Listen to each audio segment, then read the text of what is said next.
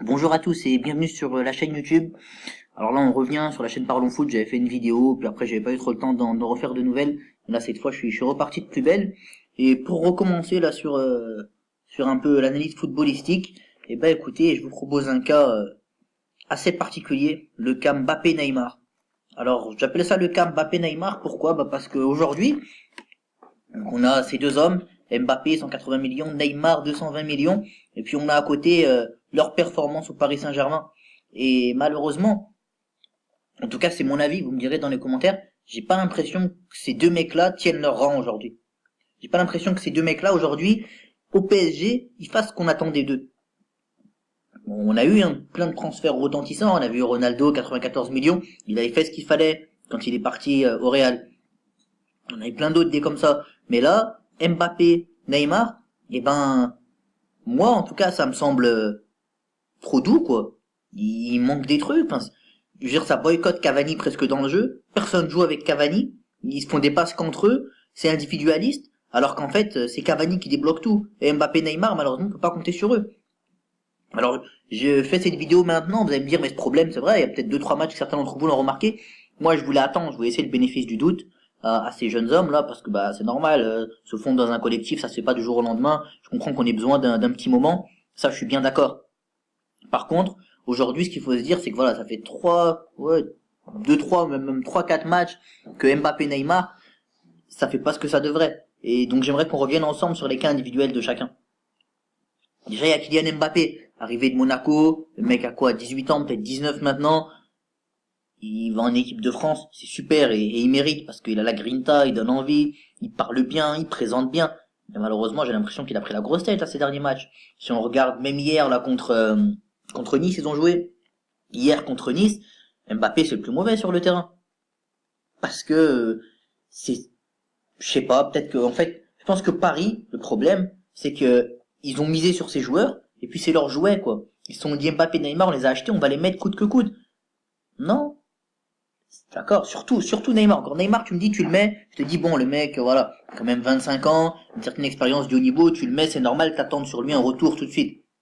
Un mec comme Mbappé, d'abord, je pense qu'il y a une hiérarchie à respecter, et ça faudra qu'on en parle aussi. Je pense que cette hiérarchie-là au PSG, elle est pas respectée, parce que, pour moi, Di Maria, parce qu'il a prouvé, notamment quand il gagne la Ligue des Champions avec Carlo Ancelotti, le Real Madrid, ça se respecte. On balance pas un joueur sur le banc comme ça, on peut pas passer un minot comme ça devant un joueur, surtout un joueur tel que Di Maria, et Draxler.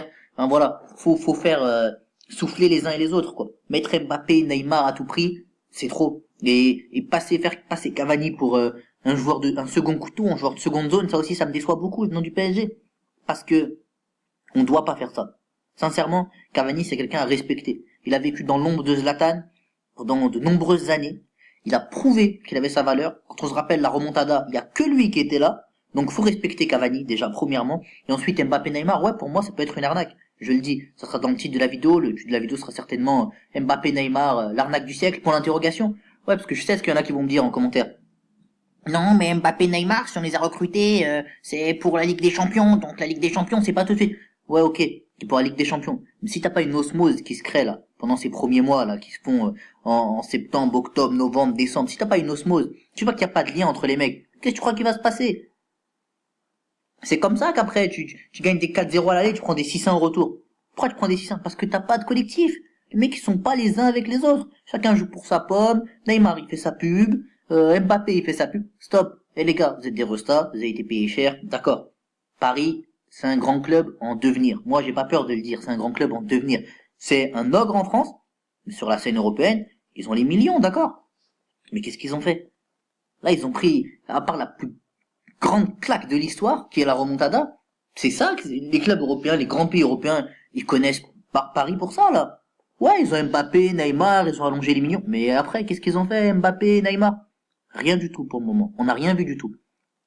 Donc moi, je dis, je tire la sonnette d'alarme, je dirais pas ça, mais en tout cas, je préviens. Je le dis, les gars. Voilà. Mbappé, Neymar, moi, je suis pour le moment déçu de cette alliance. Je m'attendais à plus de leur part, à plus de collectifs, ensemble. Et j'ai l'impression qu'Mbappé, malheureusement, voilà, c'est quelqu'un qui avait un courant frais, qui a mis un vent frais sur le football. Et j'ai l'impression que là, il est en train de s'éteindre. J'ai l'impression que maintenant, en fait, c'est un feu de paille. Mais je pense pas ça, hein. C'est l'impression qu'il me donne là aujourd'hui. Mais je pense pas que ça soit un joueur comme ça. Je pense vraiment qu'il a un potentiel de fou. Mais il y a besoin que ces deux mecs se recentrent ensemble, qu'ils retravaillent ensemble, qu'ils reprennent en considération Cavani, et puis que Emery remette la main sur son vestiaire, qu'on fasse travailler tout le monde dans le bon sens. Parce que là, le problème, c'est que voilà, aujourd'hui, on a deux talents bruts du football, mais il faut les aider à s'exprimer. Et puis, faut se dire un truc aussi. Neymar, il a 25 ans. Vous savez, moi, souvent, j'entends dire, ouais, mais Neymar, Ronaldo, Messi, c'est même niveau. Mais rien à voir, c'est pas même niveau.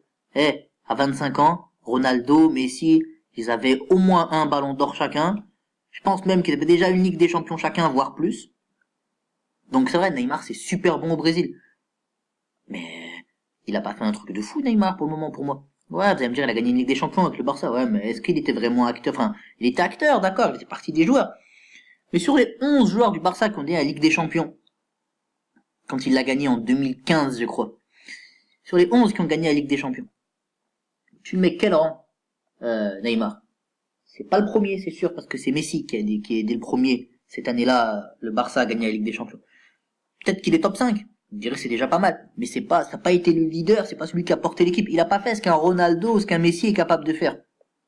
Donc déjà, faut pas me les mettre sur le même rang. Et Neymar, faut bien un truc, comme je l'ai dit, il a 25 ans. Donc va falloir qu'il se presse s'il veut montrer quelque chose. Tout le monde dit, ouais, Neymar, futur ballon d'or, après Ronaldo, après Messi. Ronaldo, il a peut-être 31 ans. Alhamdoulilah, je m'excuse, j'ai roté. Ronaldo, il a peut-être 31 ans, mais ma parole, que c'est pas fini de gagner des ballons d'or. Le prochain, il est pour lui, mais ça on le sait, y a pas de mystère. Mais même après. Là, vous me dites, ouais, mais Ronaldo, il est pas... Ah, tu vas voir, Ronaldo. Peut-être qu'à faire 3 Ligues des Champions de suite aussi. Et Messi, c'est pareil, je crois pas qu'il est fini. Donc, Neymar, est-ce qu'il aura encore de la place? C'est ça la question à se poser. Est-ce que Neymar, ça pourrait pas être le talent gâché de notre génération, malheureusement pour lui? C'est pour ça, je pense que c'est des questions à se poser. Et pour Mbappé, ben c'est pareil, il faut qu'il se remette en question, parce que on en a vu plein des jeunes démarrer, temps pour battant, comme ça, faire des trucs de fou, des performances. Le problème, c'est que là, il y en a qui vont me dire, ouais, mais il est en équipe de France. Tout le monde va en équipe de France aujourd'hui. Là, en équipe de France, on est en train de s'inquiéter de l'absence de Benjamin Mendy pour la Coupe du Monde, peut-être, alors que Benjamin Mendy, j'ai pas les chiffres exacts, mais il a moins de 10 sélections. Donc c'est pour ça. Donc pour moi, l'équipe de France, d'abord, ça veut pas dire pour Mbappé que c'est un joueur de malade. C'est vrai, il a un super potentiel. Il est super beau à avoir joué. Ça, j'ai pas de problème là-dessus. Mais il faut qu'il montre, c'est pareil. À Monaco, il était dans un cocon, dans une famille, un endroit où on l'a vu grandir, on lui a donné les clés, on lui a fait confiance. Il était entouré de joueurs de malades. Dixit, Lemar, Bernardo Silva, Fabinho, Falcao même, de gros joueurs, quoi qu'on en dise, hein. C'est peut-être des joueurs qui ont des noms un peu moins clinquants que Neymar ou Di Maria, mais ils avaient le mérite d'être là et de bien faire leur boulot. Voilà. Et donc maintenant, ce qu'il faut se dire, voilà, c'est est-ce que Kylian Mbappé va avoir les épaules pour éclater au PSG? Voilà, donc là les gars, je vous laisse sur sur ce petit débat, ces petits poncifs là, j'ai envie de dire. Mbappé, Neymar, voilà. Moi j'ose mettre le titre, Mbappé, Neymar, l'arnaque du siècle. Parce que quand on pose des comme ça, presque 400 millions, plus de 400 millions même. 400 millions, voilà, c'est ça en fait. 220 plus 180, 400 millions. Quand on pose 400 millions sur la table pour deux joueurs, on a en droit, je pense, d'attendre de retour sur investissement immédiat. Et pour moi, un retour sur investissement immédiat pour des joueurs pareils, c'est pas gagner une Coupe de la Ligue ou une Coupe de France. C'est vraiment faire quelque chose en Ligue des Champions. Si ce n'est la gagner, c'est au moins accéder au dernier carré et pas s'arrêter en quart. Donc voilà, vous me direz, ouais, mais c'est pas maintenant que tu vas avoir tes objectifs. D'accord, mais un collectif, il se crée sur la durée. Donc, c'est en championnat, c'est en coupe, qu'on va voir vraiment s'il y a un collectif entre eux. Parce que, faut pas croire qu'on gagne un trophée sur une individualité. Ça, c'est pas vrai. Je vous le dis.